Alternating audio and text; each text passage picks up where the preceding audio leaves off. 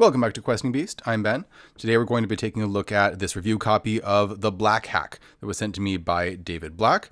This is the hardback edition that was kickstarted fairly recently and is now available for public purchase. Before we get started, quick shout out to Wonky, Jason Carter, and Angelo Pileggi for joining my Patreon. Thanks so much, guys, for your support.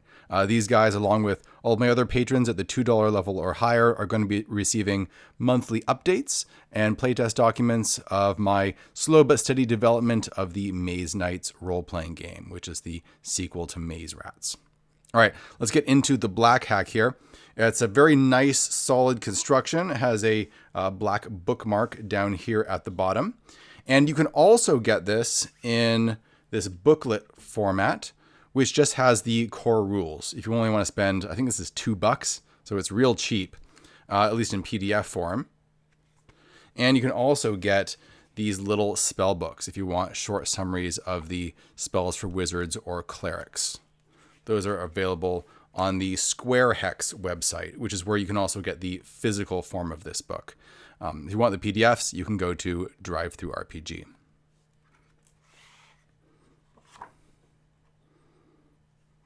I love the cover, by the way, before we get into it.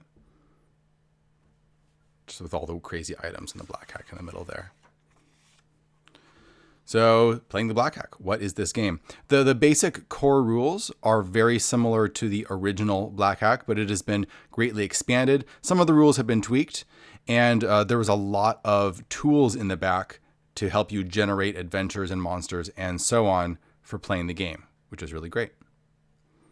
It has an example of play right at the beginning, which is, I think, really good. It's been carefully designed to actually demonstrate most of the core mechanics right off the bat. So by reading through this example of play, if you are fairly confident about playing role-playing games, you've done it before, then you'll get a great sense of how the system works right off the bat. And you'll know very quickly whether this is the system for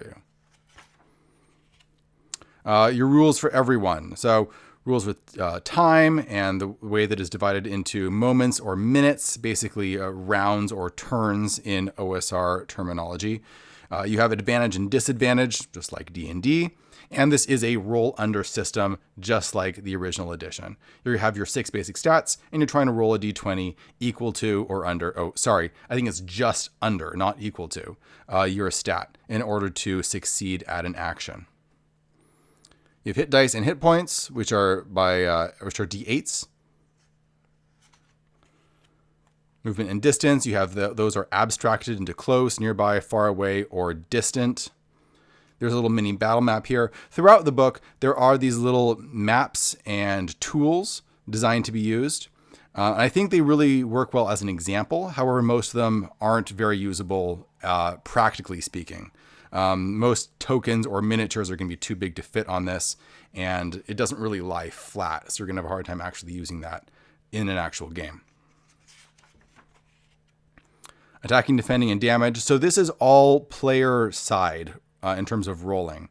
When you attack, you make a attribute test or an ability test to try and roll under in order to hit. And if you are attacked, you roll to try and dodge. So there's very little or no rolling on the DM side for the most part. Armor is a little wonky. It was a little strange in the original edition. I'm not sure if this really fixes it. It seems a little too fiddly for me. You have a number of pieces of armor, and these pieces of armor give you a pool of armor dice, which are all d6s. So if you get hit by an attack, then you can take an armor die out of the pool and set it aside and say that it's broken. And then later on, you can try and repair those broken dice and add them back to your armor pool. And if that works, then great, you get the die back again. And if not, then it's broken permanently. Yeah, this is it seems a little too complicated for me. I don't know if I would like to track that. A simpler way would just make armor just reduce damage, right? It just absorbs damage. I'm not sure why he didn't go in that direction. But some people like it, some people don't. It's a little too wonky for me. Damage and hit points. You have your basic rules for dealing damage. You have knocked out of action. So if you get down to 0 hit points, then you would roll on this to see what happens. So you don't necessarily just die. You can just be knocked out, or you can take a number of death and dismemberment type injuries: cracked bones, fat head, disfigured, and so on. There aren't any rules for what happens when you attack a character that is out of action or knocked out. I mean, I would assume that if you attacked someone who's knocked out, they just die instantly, but that's not really spelled out here. We have a damage location drop table, and this is really great for rolling on, not so great for actually doing die drops, because that happens. It doesn't lie flat. It's curved, and you have to kind of stretch it out. You have to kind of like hold the book like this and with one hand and then drop with another hand. It doesn't work very well just because of the layout of the book. Here's your ways for gaining experience. And there's a carousing table, which is really nice. So you gain experience by having experiences. And there's a number of examples here: defeating a powerful named enemy, discovering the entrance of a new location, finding magical artifacts, and so on. Here's your basic rules for the players. This uses the usage die quite extensively. The usage die being a system where instead of tracking items individually, arrows, for example, you start off with a particular die, like maybe you have a D12 for arrows. And then every time at the end of a battle, maybe, you would roll your usage die to see if it goes down a die step. If you roll it and it gets a 1 or a 2, it moves down on this chain, and eventually you run out. Now, a lot of people really do enjoy this. They like how it abstracts the amount of stuff that you're carrying, so you don't have to keep very precise track of how many arrows, how many of this or that I have. For me, I'm not so sure about it. This is just my personal take. It doesn't seem any less complicated than just tracking the arrows, right? Because in this case, I'd have to actually have arrows and then write D12 next to it, roll a die. Is it a 1 or a 2? If it is, I need to erase that and write a D10. It just doesn't seem that much like it saves a lot of time. I think just tracking the individual arrows would be just as easy. So I don't know how much it helps. Things that you can do while resting: healing. You can recover hit points from spells, potions, and resting abilities. You can never get higher than your maximum HP, like you would expect. Using backgrounds to gain advantage. So you do have backgrounds in this that add a little bit more flavor to where the character came from, what they were like before they were an adventurer. And that can help you out while making rolls. It only works once per session, though, and it gives you advantage. That's a little strange. I mean, I understand why it's there, is to make it so that the background isn't too effective. But at the same time, it's hard to justify in-game why it is that, let's say you were a merchant and that helps you haggle for something, but only helps you haggle once. And it's a little strange to figure out, like, why did it only help you haggle once? Why wouldn't it help you consistently? I would probably allow my players to use that more than once per turn. Characters can happily carry a number of items up to or equal to their strength. So it's basically slot-based encumbrance, similar to what we have in Knave, for example. So that's really great. I love it when games actually decide to track encumbrance. So many games just ignore it. They either make it so fiddly that players will not use it at all, or they pretend that it's not there. And there are simple, easy ways to do inventory management that make it relevant to the game and make it so that players will actually use it. Casting spells. So you can spend an action on your turn to cast a spell or a prayer from memory. Once the effects of the spell have been resolved, you can make an attribute test, adding the spell or prayer's level to the roll. And then that determines whether you remember it or not. So spells don't immediately leave your memory when being cast. You can hold on to them if you have good stats. Basic procedure here for creating a character. I do like how the essential rules came first and then creating a character came later, because now that we're making a character, we have a good sense of how this is all going to work. You roll your attributes, and you do roll everything up, although I think you can swap 2 attributes. You can get close to your concept. You're not going to make a character that's totally broken for what you want them to do, but you're not going to be able to really micromanage their stats either. You are going to be surprised by that. Choose a class. There's 4 basic classes: warriors, thieves, clerics, and wizards. Then you can make a background. So there are some examples here. And here are our main classes. So warrior. And I love the layout of this book overall. Maybe should have pointed that earlier, but it does a great job with managing spreads. So the vast majority of the time, when you have a topic being covered, it's covered either on a single page or on a 2-page spread. This dramatically lessens the amount of page flipping that you're going to have to do. And you can tell that a lot of care and work was put into that. It's really good. Same thing with our character classes here, where we have a basic character sheet for a warrior, although there is a generic one in the back that you can use if you don't want the pictures, with inventory slots here and their basic abilities. One of the most interesting things about the warrior is they have the Dealer of Death ability. So as you level up, you gain more damage dice, which are all D6s.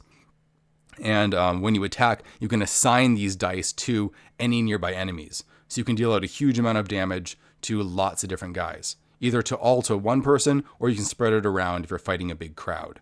This makes warriors the preeminent and very reliable damage dealer. They can just wade into a horde and start chopping them apart, especially at high levels. We have the thief, who has a bunch of special abilities. You get advantage on being nimble, on sneaking, if the thief has moved silently to get behind a creature, they're unaware of the thief, you can make an attack with advantage and get bonus damage. You can change your background quite frequently because you have a dark and mysterious past. You have an infinite number of daggers. I feel like that could be cheated very easily. If you have an infinite number of daggers, the things that I could do with that, it blows the mind. Might want to limit that a little bit because someone is going to use that probably in a way that the Game Master didn't intend. We have the cleric, who can turn undead and gets their own special prayer book. And we have the wizard, who works like a pretty standard D&D wizard. We have a summary of all of the spells. I love this. It's all on a 2-page spread. They're all right here. Very easy to reference, organized by level. And we have a generic character sheet.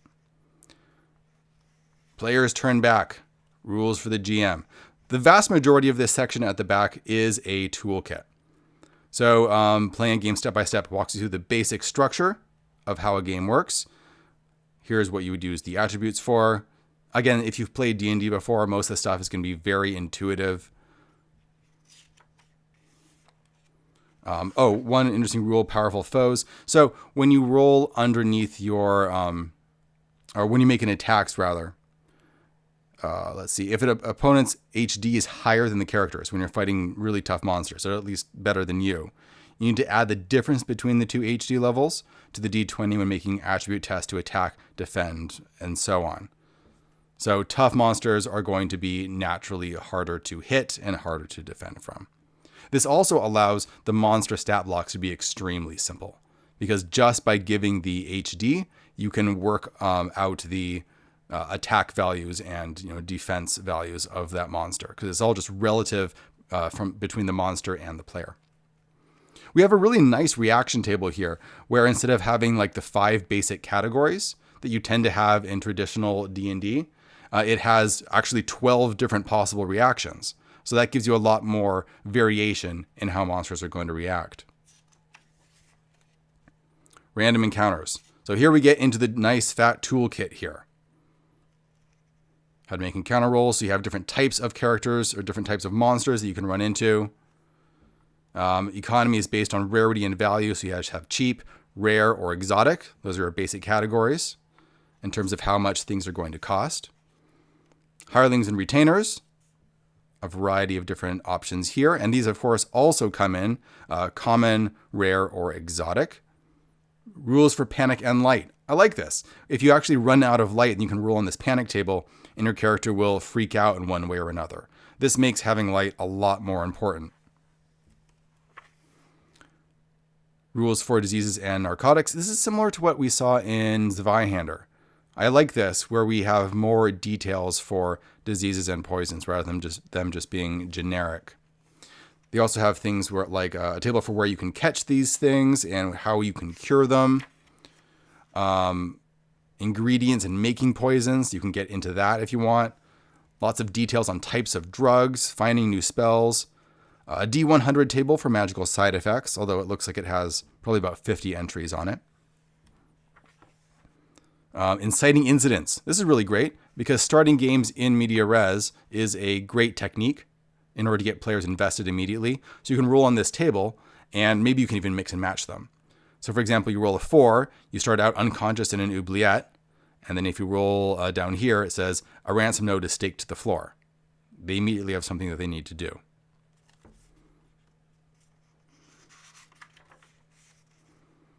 A generator for NPC concepts. And this is a complete or a handful of dice system where you roll one of each of your dice, a D4, 6, 8, 10, 12. Just roll them all at once because most people have that handful of dice ready.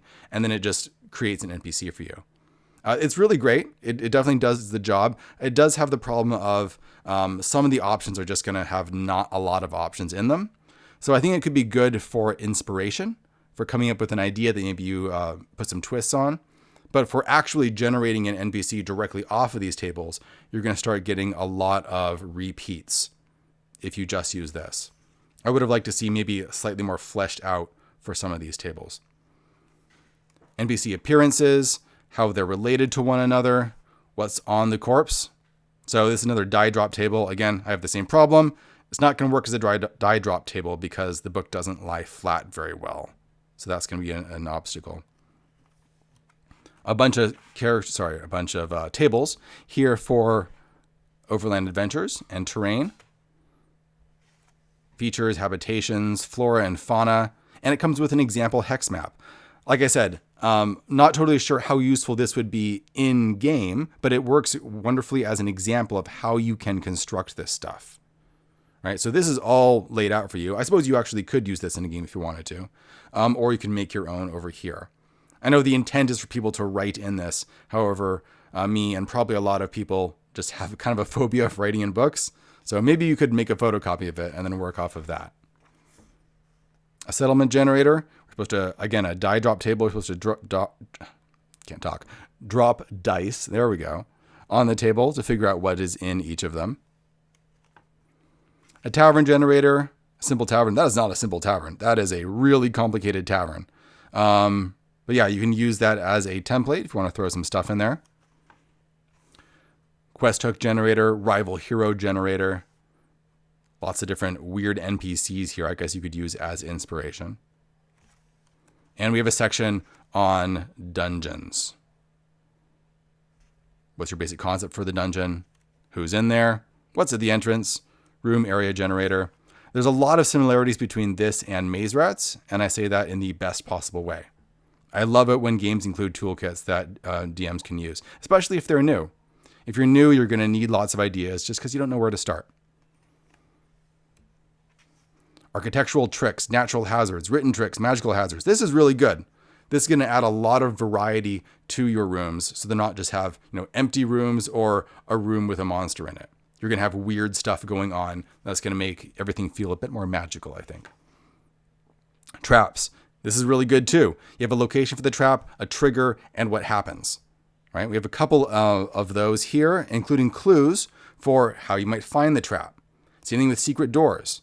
Where is the secret door? What's going to cause it to open? So everything has its own little twist. Some basic dungeons set up for you, ready for you to add notes and to flesh them out using the tables found right here. And even a big blank dungeon. This one has a good, 26 rooms or so if you want to have a whole bunch of sessions in one dungeon. It's a great starting point, so players have a place that they can immediately build off of. It takes away some of that intimidation factor. And we have a section on monsters and opponents. So we have the basic setup for how monsters work, along with some abilities that you can tack onto them to give them a few special abilities. One thing I would have liked to see is more special abilities that weren't so much about their attacks and defense. And I think most of the abilities tend to lean in that direction, where it would have been nice to have a lot of non-combat special abilities, just weird things that would change how players reacted tactically to the monsters. And we have a bestiary here. So your banished elves, black wizards, demons, dire wildlife, and so on. And each one comes with its own little random table for adding variations to them, adding your own little twist. And they often come in, different sizes. So you have like a juvenile dragon, adult dragon, ancient dragon. So you can use your standard D&D tropes of elves, dwarves, dragons, monsters, and so on. But you're not going to be stuck with one canonical version, which is a great OSR thing to throw in there. You're really telling players there is no canonical version of anything. Mix everything up, chop it apart, make your own. Long dead future man. Oozes and slimes, shards and horrors, or shades and horrors, spiderlings, vampires, reanimated zombies, and we have a section at the very back for treasure and magic items. A good, 2d6 magic items that you can throw at people. Treasure hoard, another die drop table. Drop 1d6 on the table below for every hit dice of a creature, as well as the items on the dice. Drop 1d6 on the table below for every hit dice a creature has, as well as the items the dice land on. The sum of the dice times 10 is the amount of coins included in the hoard. So it could be anything from a palladium thimble, round moonstone, round polished mirror, just some interesting treasures to spice up hoards. And a sample dungeon. So he's actually fleshed out a dungeon with interesting details, giving you an adventure to run right away. This is really good because there are so many books that give you a starting adventure where it's more like an adventure path, a series of encounters that you go through, which can really give new DMs and new players the sense that games are supposed to be this linear march through a series of adventures. By giving a quick starting dungeon, you're telling them right away, this game is about exploring environments your own way and tackling these obstacles and creatures that you find there in the way that you find most interesting or most strategic. And it's not a linear dungeon, of course. There's lots of loops and paths around here, giving players plenty of options and branching paths. And we have an appendix at the back. So that is our overview or our flip through of the Black Hack. If you like the first edition of the Black Hack, you're certainly going to like this one. The rules are very similar. There's been some slight tweaks, but the big change, I would say, is this nice toolkit at the back that's going to give new players a really great starting point, and new DMs a place to build off of and to flesh out and to show them, look, this is how it's done. Here is how you do it. Here's a good starting dungeon that you can run. And here's one that I've drawn that's all blank, so you can just fill stuff in. Players are going to get up and running really quickly. So great for new groups. There will be links down in the description below where you can get the PDF over on DriveThruRPG, or you can get physical copies of all of these books over on SquareHex. All right. Thanks for watching, everybody. That's my review for today, and I will see you guys next time.